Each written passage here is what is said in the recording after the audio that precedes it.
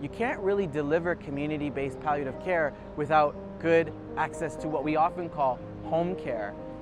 One of the things is when you don't have a home care is thought to be very difficult to deliver. There's an incongruence. When you have a home, you can put in nursing and supports and equipment, but when you don't, how do you address that? And that's one thing the PEACH program aims to do. We actually do provide home care for the homeless. I think that's one thing that's really important to consider. Another thing is the impact that addictions can have and mental health issues can have on getting access to, well, basic health care, but also palliative care. And in a field where we often use opioids and other controlled substances to treat symptoms, there's often a sense that it may not be appropriate or it may not be safe to provide these medications or prescribe them, but yet this patient population is suffering. And so that makes it so difficult.